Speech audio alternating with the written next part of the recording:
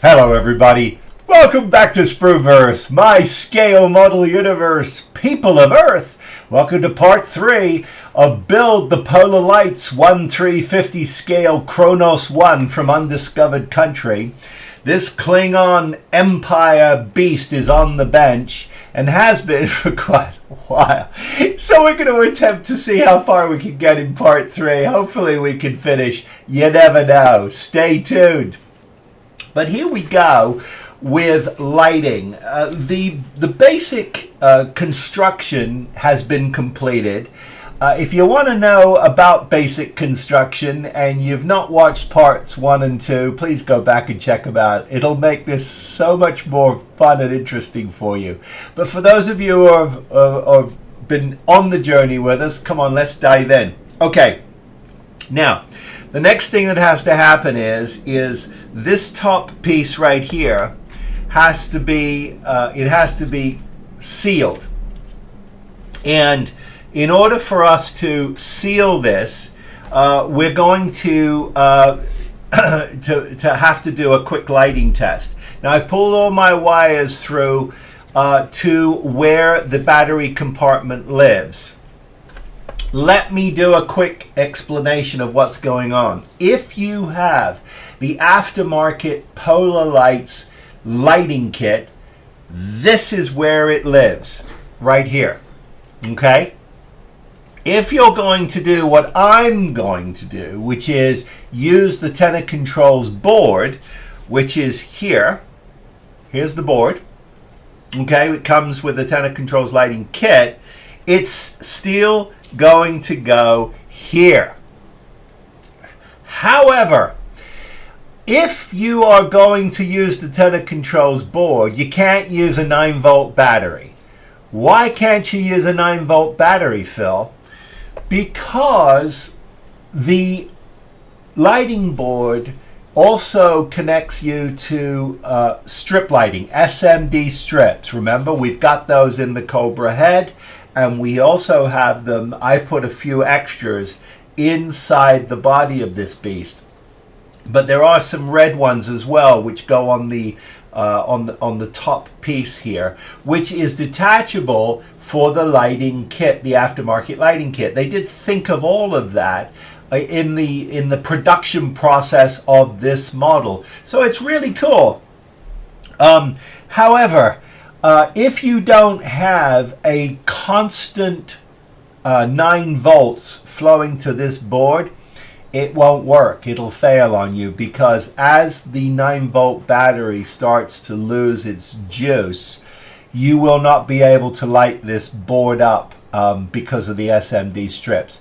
It's just on the sort of the okay level when you have a constant source. So this particular setup, which, as you know, I am using my I'm using my base that I printed for myself from a print of a Klingon warship that is available on Game Body, and I've converted it to my to fit my ship. However, I also am going to need something to sit this on. And what we're going to use is we're going to use this box here. Here it is, if. And this box comes from Cosmic Scale Models in the UK. Keith has provided this box for me. And the way this box is supposed to work is this is your bottom, this is your top, and then he also has available a myriad of base tops that can go on this, from everything from logos from your favorite television shows to just a straight ahead kind of cool, either a landing strip, whatever you want. And if he doesn't have on his website, cosmicscalemodels.com, if he doesn't have it, just reach out to him and say, hey Keith, could you make me a this or make me a that? I bet you could. I bet you he could. Now, The only small downside to using this is that it's smaller than the Klingon logo that I am using on my base. Here's the base. So when I pick this up and you see this drop under it, and I plop this back down on it like this, what you notice is that it don't fit. It don't fit, man. Doesn't fit. So we're going to just have it spill over the top. I'm going to actually epoxy this down, and it will spill over the top. Now, could you build a slightly bigger box? Absolutely. Are you going to do that, Phil? I'm not. You can. I'm not. I'm going to use this box for a myriad of reasons. One, because it's going to fit perfectly with my the rest of my space issues when I put this with the rest of my Star Trek collection. So it's just a personal thing for me. If I go any bigger than this, I'm going to run into trouble. But you're going to say, Phil, but you're not quite, you're sticking off the edge, and it's not quite perfect. It's not quite perfect, but I'm going to live with it. You don't have to. But again, these are just ideas I'm giving you for how you can sort of add and augment and change and go, hey, Phil, as a lot of you always do, you say, Phil, I saw you do this, I'll see you do that. It was a great idea, but I think I've improved on that. And I love that when you improve on my stuff, because that's how this community feeds off of each other and we get excited about our hobby. Okay, enough blabbering from me. What I want to do is I want to go ahead and start firing up the board. And what I'm going to do is I'm going to use Ralph's instructions here, and I'm going to start going through one by one, and I'm going to test these. Now, I'm not doing that on camera, because if I did, this particular episode would be longer than Gone with the Wind, and I don't want to do that. So I'm going to, off camera, slowly go through each one of these connections. Just test them, just touch them, and make sure they're firing up. Once I know they're fired up, then I'm good to go. I can actually start the final process, because once I know all the lights are down, I can permanently attach this top section here. This top section can permanently be attached. And once it's permanently attached, I can go ahead and put my board in, and then I can start my painting process. And that's where we're going next, because after we've got Ralph's board fired up and it's working, we're going to go and we're going to dive into the world of the great Lou Dalmaso, the Aztec dummy himself. We have his masking set, and we're going to be using it on this awesome model. And that's coming up next in this show. You don't want to miss it. I hope I don't. Okay, so let me go ahead and get this board fired up and tested, and I will report back to you.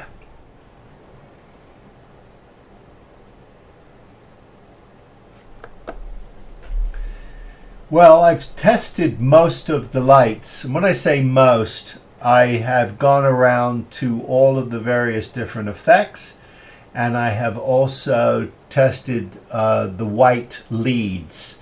So I know that the board is functioning, except I'm having a bit of an issue with the white, with the white lead that is supposed to connect up to my SMD strip lighting. When I test it directly to power, I'm getting no issues, but for some reason the white lead on the board isn't speaking to this yet. I'm going to have a discussion with Ralph about it over at Telecontrols, but I do have a workaround, which is everything can go directly to positive and negative power in, because that's essentially what it's doing anyway. It's not connected to an effect. So we're okay. So the next thing I have to do now is I'm going to go ahead and seal this up permanently and then we can carry on with getting this board installed and everything connected up, and then I can start painting, and that's exciting. Now it's time to actually start doing a little bit of detail work, because I want to get some paint on the top of the Kronos One over the wing spread before I install it, because it's going to be a lot easier for me to paint this now than it will be to paint it when it's on the model, in my opinion. But I've made a mistake, and I don't want you to do the same thing I did. It's not exactly a mistake, but it's going to make my life a little harder. Let me explain to you what I mean. So we talked about getting this all painted up, because once this was sealed up, we weren't going to be able to get inside, and we don't want to get any paint on the actual red screen inside here. But I went ahead and thought that I'd got the right color. Well, I don't. I want to go a little darker. This needs to be a matte black, not just here, but also in these on these elements here. Now, I do have loose masks ready to go, and they provide masking for these areas once they've been painted, and so that we can start putting paint down and then building it up. So I'm going to go ahead and start painting this, but I'm going to have to do this section by hand, because I need to make absolutely sure that I don't get any paint in there. And of course, once that is done, I can go ahead and carry on. It's awkward. I'm going to be able to do it. It's going to take a little more time than it should have had I have prepped this correctly. So I just wanted to give you a heads up there, and also you know, let you know what I'm doing, and what you can do to make sure that you don't do what I did. Now, you might be saying, Phil, that's a welcome to the University of the frickin' obvious. Well, it's true.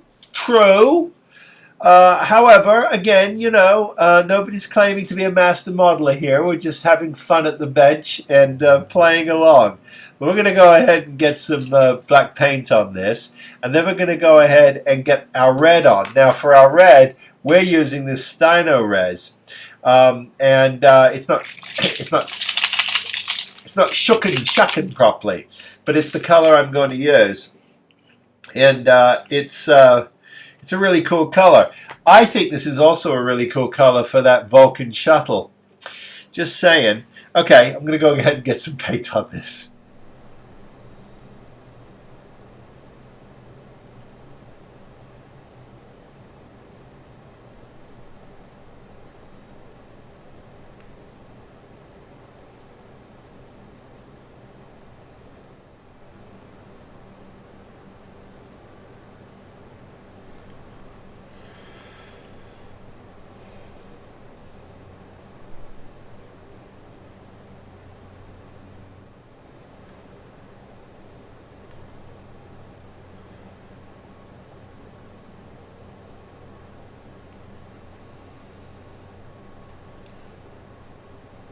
That I wanted to go just a little darker, so by adding a little bit of the burnt red, I got a really nice result. I put in the burnt red, and I think that works really well. I think you'll agree that it works really well. So we're going to go ahead now and let all this dry.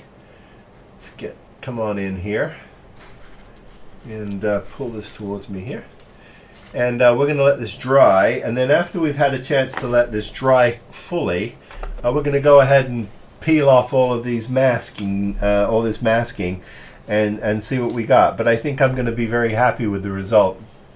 Very happy. I've been watching the movie again, Undiscovered Country, and sort of trying to absorb the narrative of it and get a sense of the world, because it's fun sometimes to put your head in the head of the production itself and the design elements, and try to sort of understand what you know, where creative license was being taken and pushed, because that happens on all productions. For every franchise, for every show, creative license is added when you get a new production team or a new designer or you get a new director. And so I thought to myself, I'm going to try to stay to the sort of the spirit of what you see in the film, but I'm also going to add some creative license. I've been looking at a couple of builds online where they've taken some. Now, I do like the palette of the film, so I'm going to try to keep that palette, but I am going to add some accents that that are not there. An example would be if you look at the top of the ship, that I was playing with color and I wasn't crazy about it, so I've started to add some other colors. I'm going to make for instance this area here a little darker. I'm going to add a little bit of battle damage, which I've started to play with and look at here. I'm also going to add some other detail elements on this piece, for instance. I'm going to add, I've masked up for it, I'm going to add a little gold accent here to this panel. And then I'm going to add some gray to the back of the panel. And of course everything's going to get matted down, but I just wanted to sort of share the thought process as I go forward, because you know, part of the thing that I think is really important, now I don't know if your brain works the way mine does, but sometimes I feel like I want things to be exactly the way they should be, or the way everybody says they should be, and then sometimes I go no, this is my model, I'm going to do what I want to do, to add some creative license to it. And I think that's important. I think that's important to keep you know, the passion of the hobby alive for you, but also to remember that this is art. This is an art form. It's your model, and I don't want you to put yourself in a situation where you get burnt out or you feel like you can't continue because either you feel like you can't get it there, or that you can't make it what everybody thinks it should be. Don't get pulled into that peer pressure. You make your model and you have fun with it, because that's the most important thing. And that's what if you get nothing else out of my videos, hopefully you'll get this sense of accomplishment and this feeling like you can come into this hobby whenever you want to. Okay. Enough of my bloviating. I just wanted to share that with you. I've got a couple of other details too that need to get on this model. There's some details, some wingtip details. I think I've got pretty much most everything on. There are some other little elements here that I'm noticing that I'm going to find and put on before I go to final paint. Because I've also got I've got some sanding to do too, and I've been puttying up some of the seams, and I'm also looking at light leaks, and then of course I've got to install Ralph's board. I do have an issue with one of the lines for the strip. For some reason, I am working with Ralph on it, and he's being very attentive. I greatly appreciate his support. But timing is of the essence. So even if he sends me a new board, I don't want to wait another week, because I've got another model in the wings. You can wait as long as you. Don't you fall victim to my insanity. I'm just sharing what's going on over here at the Sprueverse studio. Okay, we carry on. Well, it's that time where we start to really make this ship come alive, and we're going to do that with its own paint scheme. And as you know, we're using the Aztec Dummy paint masks, available from CultTVman.com. No commission paid here, all friends, but I like to stimulate the economy, so that's where you go for your masks. So we're going to start here with the head, or as Lou calls it, the head of state. Very clever. We're going to get our crimson down, our red, blotch that out, mask that out, and then do our final gray over the rest of it. And there is an underside as well. So we'll do the top first, and then we will do the underneath. I'm going to try and keep the splashing down to a minimum, and then I've got some beautiful filigree that is going to go on here once this is all down. But step one is to get this red down, and I've got that nailed, so I'm very excited about that. So we'll get that down. And then we'll see what that looks like. And don't forget, we've got to do the underside as well. He reminds us that in the instructions. So away we go.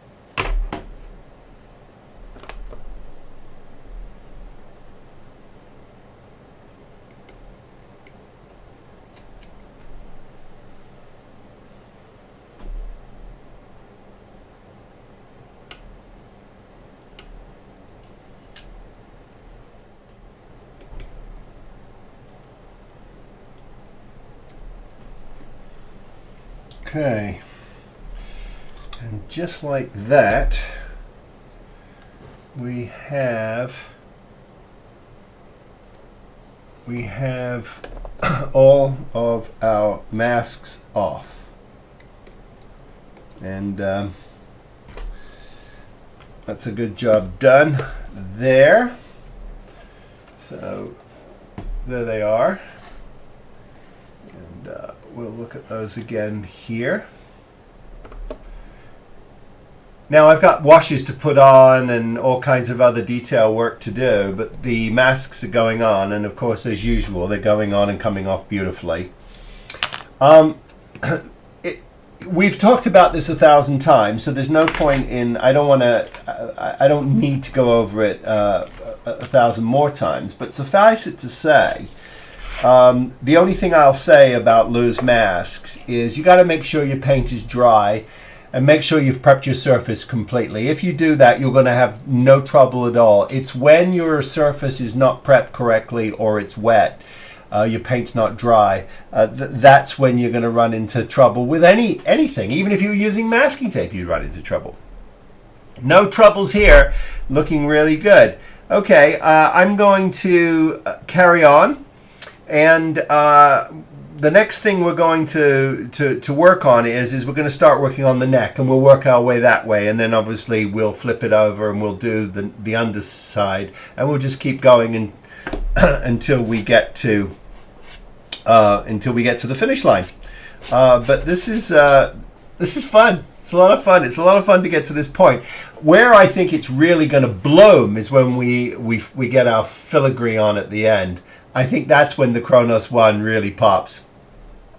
Well, before we dive back into painting, I'm at this point now where I need to install Ralph's board, but I'm still working on the underneath of the ship, but while that was happening, I did get a call from Ralph because I was having difficulty with the board. Well, the board is perfect. It works absolutely perfectly, and now everything is firing. So, but I do want to give you guys a heads up. It turns out that there are two versions of this board. There's an older version and a newer version. There's nothing wrong with either one of them, except that the actual effects or where you're making your connections does change. So if you have an older board, the instructions are not in the current version are not correct. They ask you for the green nacelle lights, the strip lights, to be connected to white, your negative to white 1 on connection 1, and your positive goes to the positive on connection 2. That wasn't working for me. I wasn't getting anywhere. And curiously, when I actually put a voltmeter on it, I wasn't on the white lead. I was only getting 5 volts. It turns out Ralph explained that I had the older version of the board. There's nothing wrong with the board. The board's perfect, so it's fine if you got the older version. You just need to know what the new connection is. And for those of you who are having difficulty with the white lead firing your green nacelles for your SMD strips, note, you need to make the connection to green on connection 1, not white, green.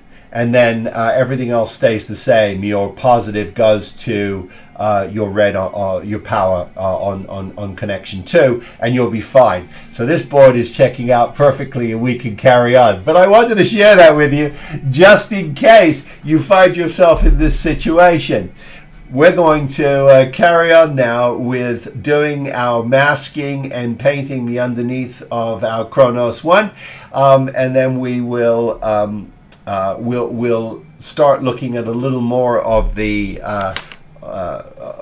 paint scheme as we move along. Lots to do, obviously. We've got to get the board hooked up, permanently hooked up, which we will do, and get that all cleaned up. And once we've got our paint scheme where we like it, the only other thing to do, the final thing to do, is a few details that need to go on, and of course all of our wonderful filigree that came in the Photoetch aftermarket kit. Okay, so there you are, a little roundup of what's going on as we carry on with the Kronos One.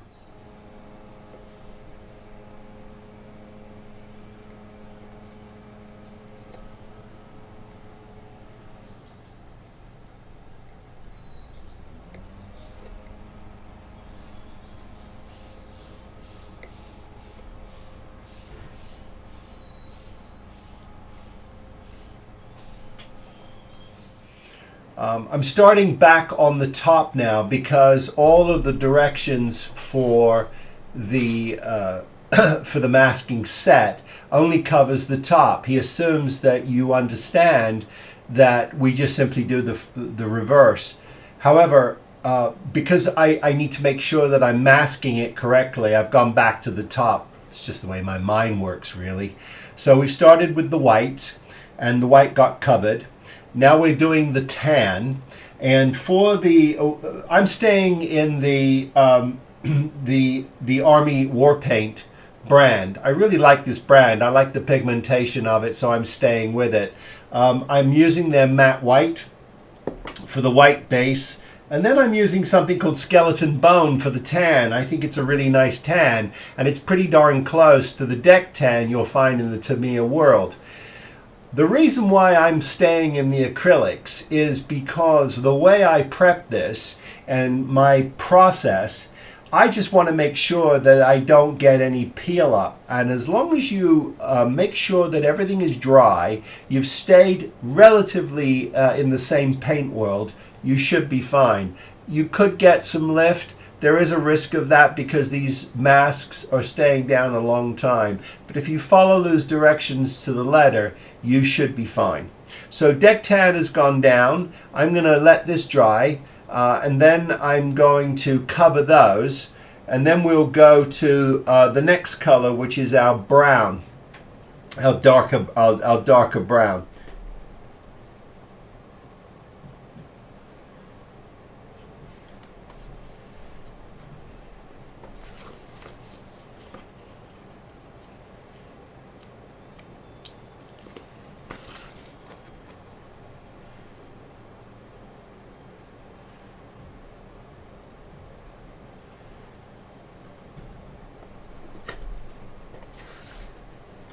So we're making progress, and inevitably there is going to be touch-ups.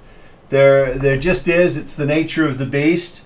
But we try to get a good coverage, and then we're going to go back and obviously really get everything on the final color, and then we'll come in and we'll punch in some of the details.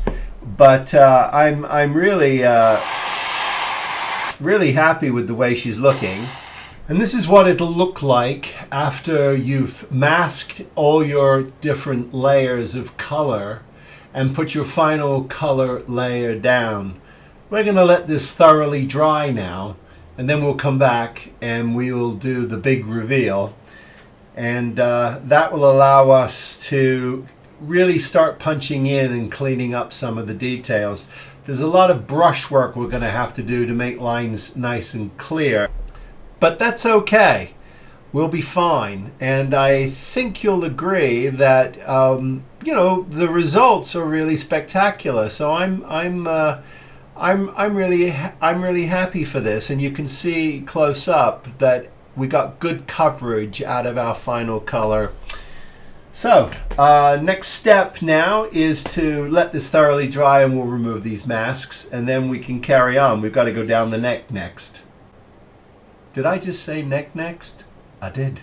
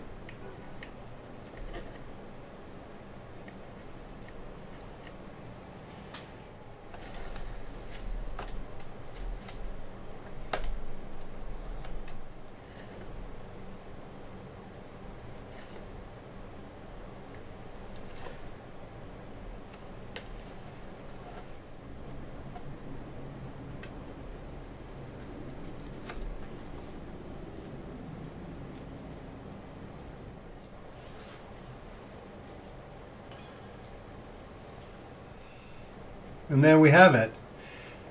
The top. Now it hasn't been dirtied down. It doesn't have any of its finishing touches on it, but absolute fun. Really easy to do. A little bit of cleanup to do and some touching up. That's perfectly fine. That happens.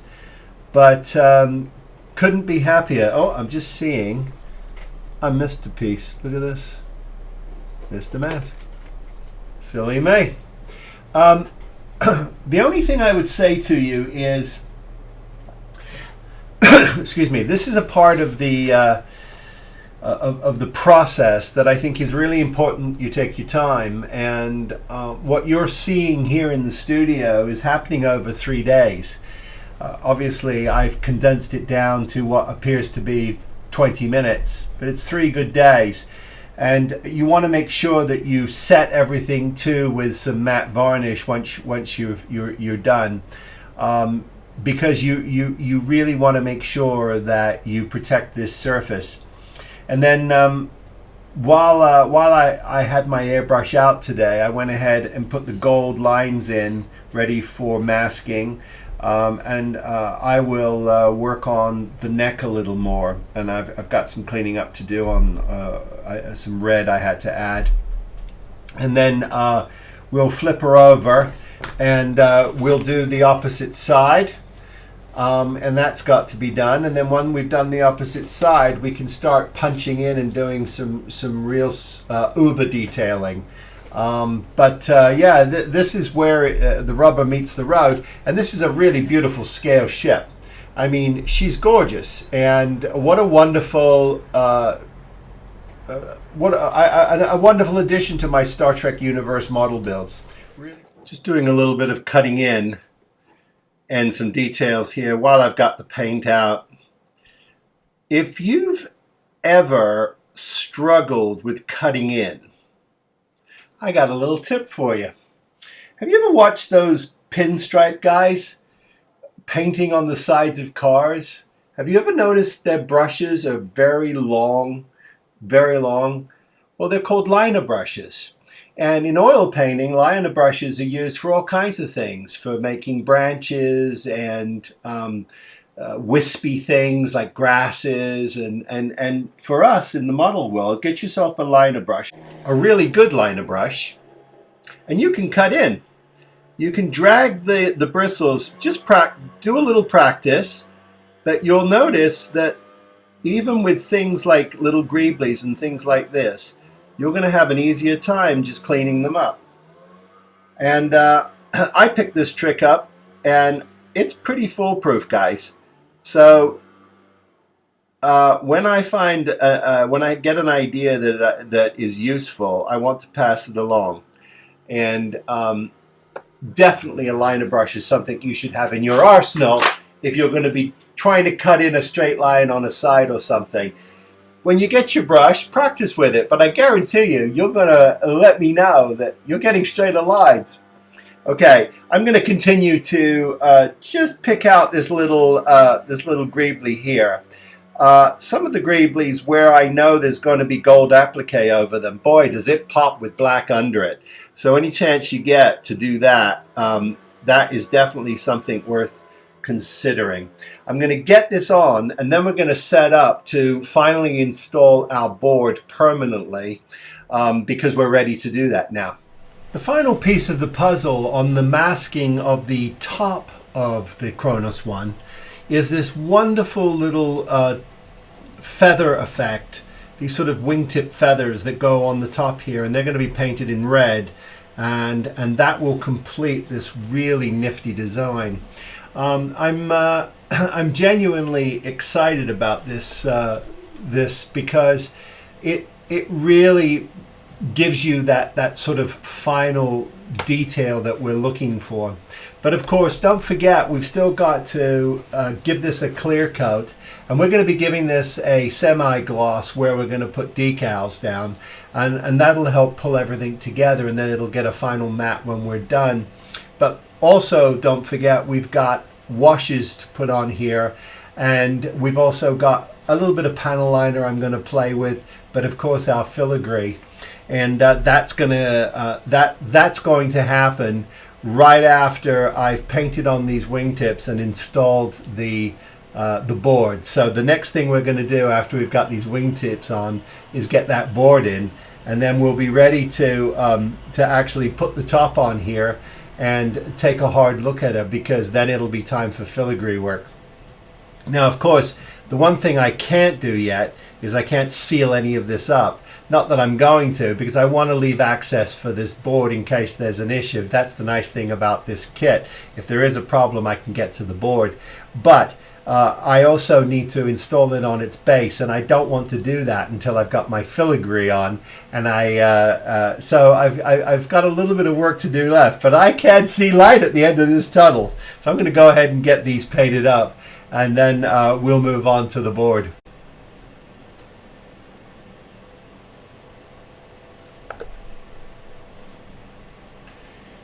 Well, I have permanently attached the board to this ship, and it's all sitting in where it's supposed to sit. Now, for now, I've got everything just sort of loosely down, because this is the point in time that's going to get quite tricky.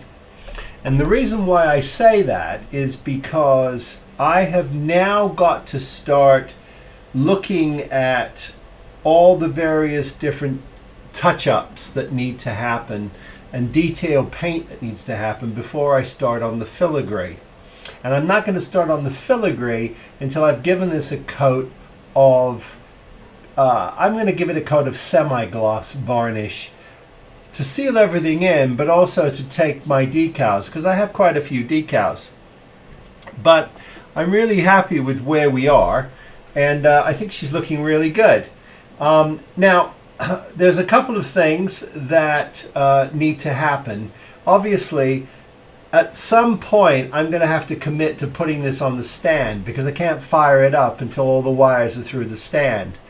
But I don't want to put it on the stand just yet because I've still got some detail painting, and of course I've got all of the undercarriage of the filigree work. Now I can certainly work on the filigree work once it's on its stand, but not the bottom part. So I'm going to concentrate on making sure that everything under the ship is good and ready to go. But for the most part, she's sort of where she needs to be. She's quite a cacophony of color, but that was the whole idea with this monstrosity. Lots of fun. Everything is where it needs to be right now. So now it's just a matter of fine-tuning everything. So that's what we'll do now.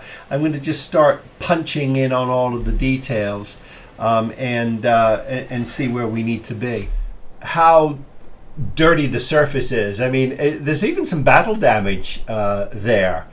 So I'm encouraged by that, and I like that. So I'm not going to be afraid to dirty this craft up a little bit and get it all blended together. I think it wants it, and I think it'll make a huge difference. I mean, this is an old classic. I'm seeing this as part of a fleet that's been around a long, long time. It's like an Air Force One that has it's just past its prime, and they're waiting for the new ship to arrive, and they're using the old one. And when you look at it, it's kind of tatty and tired, and that's what this is. It's sort of shabby chic. So that's good for me to know. It's very informative. What I've got to do now is, you can see I've got a couple of pieces, elements I've got to put in here, and I have those. Here's one of the elements right here, and that drops in like that. So that goes in, and then there's another piece that drops in too, and that goes like, oops, let me just, don't want to lose that. That drops in like this, sort of like that, I believe, something like that. So we get those two elements that go in. I've also got a couple of elements that drop in here on either side of these lights that shine out, but I'm not going to put those in just yet because I'm flipping over and they're going to break. But yeah, this has been it's been a lot of fun to sort of go around and start making myself sort of part of the production crew of building a model. That's where my head goes. I love it. So, and one of the nice things about adding these different grays is when you go to actually your final gray, and I used a lighter gray. I've been staying in the Army Painter world. I'm a big fan of their paints. And my final is something called Shark White, and it's in their airbrush line. So you can thin it if you want to, but you can put it straight in your brush. The point is that as I'm rubbing this on over that sort of final gray, you get this wonderful kind of dirty effect, and that's what that's what I desperately needed. Was to start doing that. So I'm sort of going ahead and touching up, knowing that what I'm doing is brushing on a dirtier color, and that's a good thing because it's my first pass at aging this down a little bit. So that's cool. Okay, just a quick update here because I wanted to let you know I'm putting decals on. Well, I'm putting the base decals on, obviously, before I commit to washes, because I want the decals down before I start dirtying the ship down. Word to the wise, I just started putting the decals on, and the larger decals are not stable. So a couple of things I would recommend. One is, if you have a bonding agent spray at home, hit them with that once and let them dry before you work on these, or find some aftermarket decals, because I don't know if this is just me, but these decals are not great. So that's just a little caution. I've got this one on, and we're going to let it set up and dry before we touch it at all. And it did go on, but just a word to the wise that they are problematic, at least for me. I'm going to plow on with my decals, and then once we have decals on, we can go ahead and start thinking about final details, washes, and then getting the underbelly all cleaned up and ready for its filigree. We'll do everything else topside once the ship is on the stand, I think, because I don't really want to be handling this ship with all that filigree on. It's not a great idea. I'm adding a little detail here to the engines, just a little sort of smudging. I'm putting some engine gray on my brush and then taking most of it off just to create this sort of stained effect. You could do this with an airbrush, but I like the brush marks. I like the effect they give you. As I'm swirling, I'm just creating just all kinds of interesting patination. And this is sort of just step one to add some contrast to the engines themselves. I'm taking, as I said, most of the paint off and just sort of just experimenting with it, really. But it's a very sort of clever way to add some interest and some detail to your engines. You can go heavier in places if you want. We can come back also with some washes too. Yeah. But I thought it would be interesting, and in the interest of science and fair play, to use some of the appliques that came in the gold decal set that comes with the kit under here. And then on top, I'll try to use most of the Photoetch that comes in the aftermarket set. Now, Phil, you're saying, why are you doing this to your model? Well, I like to think of Sprueverse as a test kitchen, as I said. And I also like to, I want to be able to show you guys what these various different things look like. So that's why we're doing it.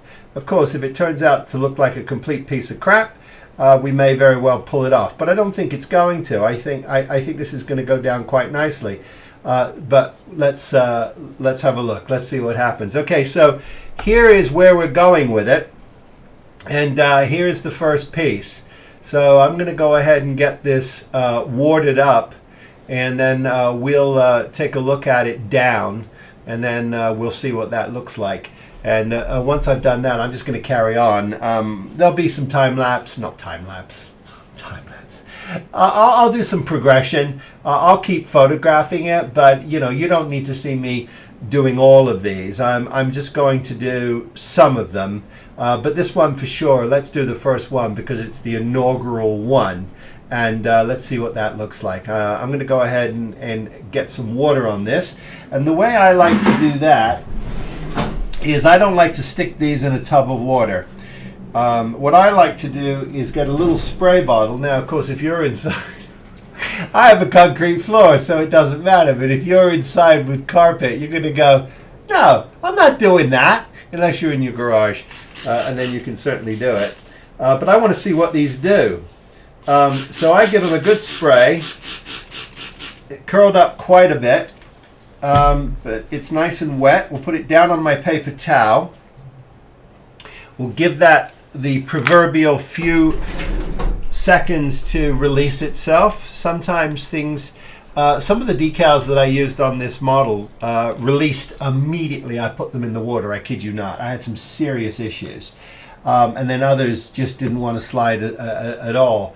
But that was after I stopped and I did some bonder on them, like I said. That made a huge difference, by the way, to keep them together. They're quite fragile. But everything has a coat of the matte varnish on it now, so we should be good to go. All right, let's see how we're doing here. Oh, this is moving. It's a huge piece, by the way. It's an absolute beast of a decal. And what it wants to do is it wants to live It wants to live about here-ish. And I'm going to be all fingers, I should say, and thumbs. Of course, here they are. They're over here, my tweezers. Let's get this down and slide this out carefully so we don't. And we've got some. Obviously, we've got to get this in place. Let's see what we've got to do to get this in place.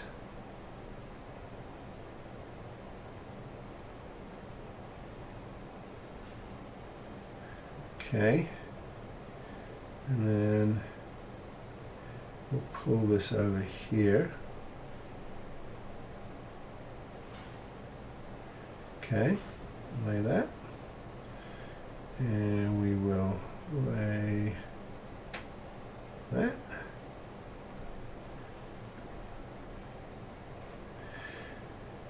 Okay, that looks pretty good, and it looks like it's exactly where it needs to be. So I'm going to get myself some of my trusty solder set, and I'm going to just tack this down.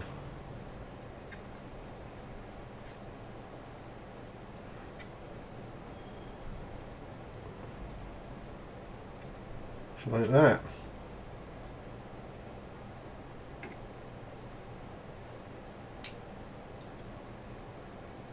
Giving it a good applique. Now I can see it's got just a little bit.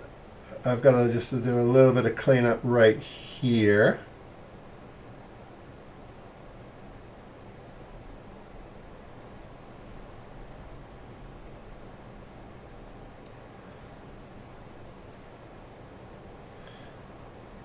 But that's pretty good. It's pretty good.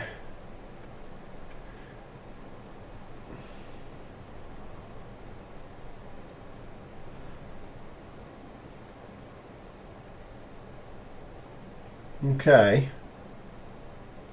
So I'm going to go ahead and just gently work this. Let me show you what this looks like here. Move this towards us, and that's down. That's looking really good. I'm actually quite happy with that. I think that went down quite well. I think that's gonna be fine. So I am going to, and you know, where I've got difficult curves too, that could be an issue. I don't know. The plan is with my Photoetch is when I'm ready to put it down, I'm going to just mist my etch, just mist it with some of my activator. Now I've got this brand here called Stick Fast USA. And I'll show it to camera here. Now this is available on Amazon. They do have their own CA glue. Now the reason why I'm using that instead of some of the other activators is it really puts out a fine mist. I mean, it really does. And that's a good thing, because sometimes, as we all know, if you get too much of that activator on CA glue, it will clump it up and it will expand it. And that's what you don't want to have happen in joints. So you want to be really careful about where you're using this and how you're using it with a model. But this activator, I find, has a really nice fine mist. And so it seems to like my Photoetch too. And then I can, with capillary action, just put in some thin Zap CA. I use the Zap because it doesn't seem to mind paint. And this etch doesn't need an awful lot to put it down. Could you use Something like microcrystal clear, absolutely. Could you use ultra glue from Ammo? Yes, you could. Those are PVA based, and they do work quite well with etch, but it really depends on application. But anyway, I have bloviated enough. I'm very happy this has gone down. I'm going to go ahead and get the rest of these down. Now they'll get another coat of matte once they're dry, of course. But the nice thing about these decals, these gold decals, is they seem to be quite friendly. So meaning they've got a little bit of texture to them. So I think they're going to work really well. But I'm very happy with this, and so we're gonna plow on, as they say. I thought we'd get into a little photo etch for those of you who are interested in how I'm laying it down. As I've mentioned earlier in this update, there's all kinds of ways to lay down your photo etch. If you're on an incredibly flat surface, this is actually a nice way to do it, and it's working quite well. Of course, you can use microcrystal clear. There are other PVAs and tacky glues. You use your preferred method. I'm just showing you how I'm doing mine. What I do is I take my stick fast activator. We've talked about this. And I just missed it. I like this activator because it actually mists. It doesn't, it doesn't do anything but mist, and that's really helpful. And then you sort of line up where you want to be. I sort of know where I need to be, and the object of the exercise here is to make sure that you are flat. Let's do it again. Just get it flat. Sort of line it up with your other side. And then what you want to do is I just start by taking my tweezers, and I get some very extra thin, and I just through capillary action, I let the extra thin seep under the photo etch, and I just hold it for a few seconds until it bites, and then I move on to the next part until it's properly tacked down.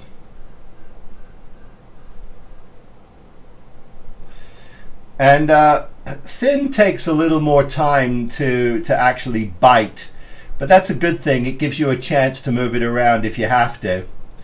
But if it's on an incredibly flat surface, it does go off quite nicely. Now I've also noticed, believe it or not, I've noticed a difference in paint.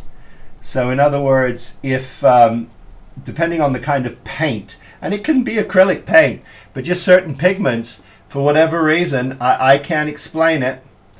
I can't explain it, but that's what it does. So there you go.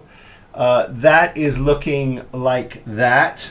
Let me just move that towards you, and you can see that that's going down nicely. The next really sort of big operation is really the front of this beast, because there's a lot of intricate photo etch on the Cobra head, and we want to get into that, and we'll get all of this on, and then we'll go to final washes, and then I'm going to get this mounted once I've got all my washes on top and bottom. It's just a lot easier for me to work on off the stand, because once it goes on the stand, it's not coming off. So I'm going to keep going here, and we'll take a really detailed look at the Cobra head when we get there.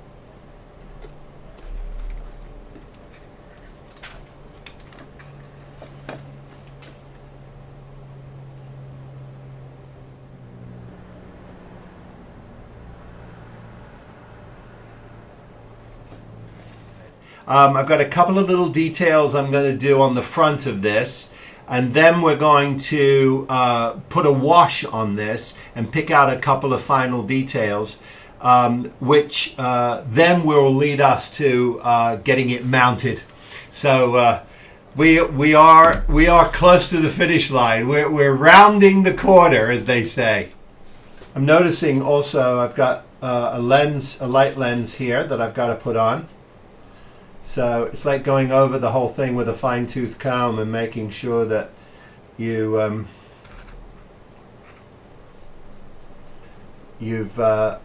done everything you want to do and made sure that you've got your streaking. And don't forget, go one way. Go from your nose to your toes. Nose to your toes. And that's how you'll keep track of where you are. I've also got some dome forming resin that I'm going to use over here on the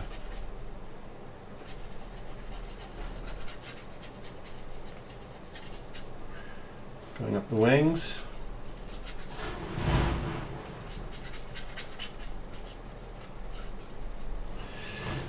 And I'm just getting my sponge.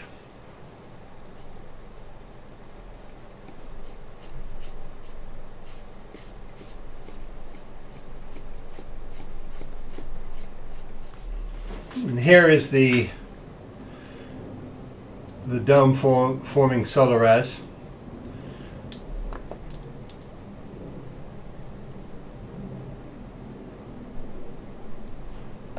And what I'm going to do is just pair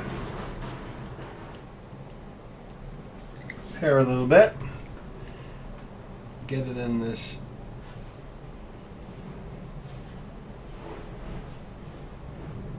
hole.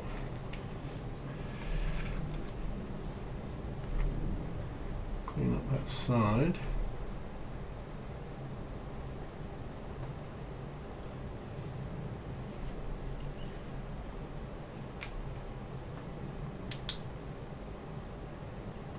Hit this with a little black light, and as simple as that, you've got a really nice dome. I really highly recommend this method. This is not cheap. You can pay upwards of $30 a bottle, but it'll last you forever, and you'll be glad you have it. I can't tell you how many domes I've made with this.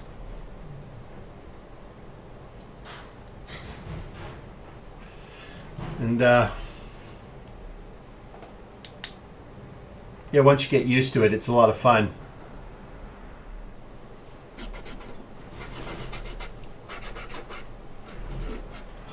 There. Very good. All right.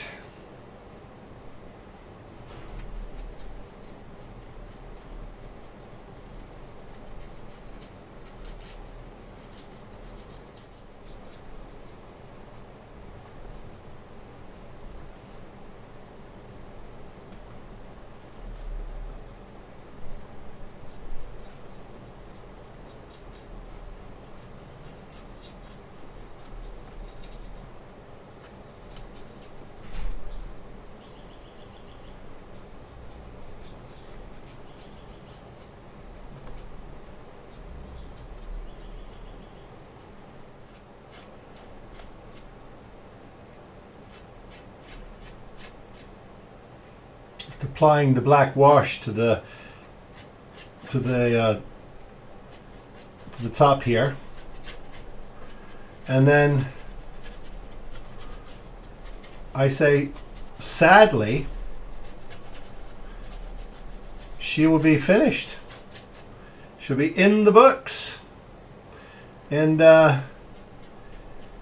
she's one fine Klingon cruiser, fit for any chancellor from the Klingon Empire. Certainly fit to meet Captain James T. Kirk to attempt to create the undiscovered country, which was clearly an issue. Well, I've got a couple of I've got a couple of pieces of Photoetch that need to go on the top here. I'll get those on. I'll continue finishing my wash pass, and then let's get some beauty shots of this baby and light her up, and I'll have some final thoughts. So here you have it. The PolarLights 1/350 scale Kronos One, or Kronos One, or Kronos One, whatever your Klingon vernacular requires your pronunciation to be. I've seen quite a few, but wow, what an amazing kit, guys. If you've got this in your stash, you have to get it out and build it. It is really, truly a lot of fun to play with. Couple of things to go through. The fit and the detail is extraordinary. You've got additional parts because obviously there's some Katinga-esque stuff in there, or you can just sort of detail it out your own. I did appreciate that, having a few extra greeblies. I used a couple of them. But for the most part, yeah, went together like a charm. And obviously it was designed to be lit. And as we know, there is the PolarLights aftermarket lighting kit. I didn't use it, except some of the stuff in it. I used some of the Photoetch that comes with it. And I also used the red clear parts for my impulse engines. But I chose the Tenor Controls lighting board. It's so much fun. Now, just again to remind you, when you get your Tenor Controls lighting board, you have to double check to make sure that you have which version of that board you have. Don't be afraid to pick up the phone and call Ralph or email him and say, hey, can you confirm which board I have? Take a picture of it, send it to him, and he'll tell you which board you have, because it makes a difference. I was hooking it up following the instructions, and those instructions were for a different board. Once I had a complete understanding of what needed to be rewired, it went together like an absolute champ. And it turned out that I hadn't screwed up the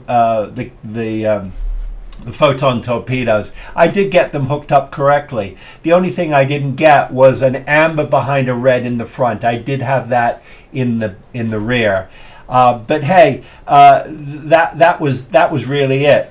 The other thing I did was I built my own stand. Now I went onto Gambody and I picked up a Klingon cruiser. It was like $20, and I printed my own stand, as you can see here. Here it is. And I'm glad I did. It is much more in keeping with the spirit of the Klingon Empire, as I like to say. Now I did sit it down on a Cosmic Scale Models acrylic base. That acrylic base was a little too small, but I did put a Starfield on that, and I'm very happy with the results. So you know, you can absolutely go crazy with it in terms of, you know, what you would like to do, and the kind of, you know, playfulness you can have with this kit. There's so much you can do with it. I would also say that the Decal gold, the gold decals that come with the Kronos One, guys, absolutely, if you want to just use those, knock yourself out. They're definitely very friendly. They are really good. The regular decals, unfortunately, be very careful with. The larger ones, they could blow up on you. Not fun. But definitely worth playing with the gold decals that come with the kit. I put some of those on the belly of my ship, as we talked about early on. But the top of it is absolutely cluttered with the aftermarket PolarLights Photoetch, courtesy of Paul over at Paragraphics, who supplied it for the kit for them. So definitely worthwhile. Oh my, what a difference it makes. The bling to this ship. Great fun. And of course, the last but no means least is the great Lou Del Meso and his Aztec dummy masking set for this. I highly recommend it. Could you just go crazy with a whole bunch of masking tape? Absolutely, but you won't get these results, I promise you. You just won't, and you'll be at it for forever. As it was, to get this masked out took me a couple of days to do this correctly.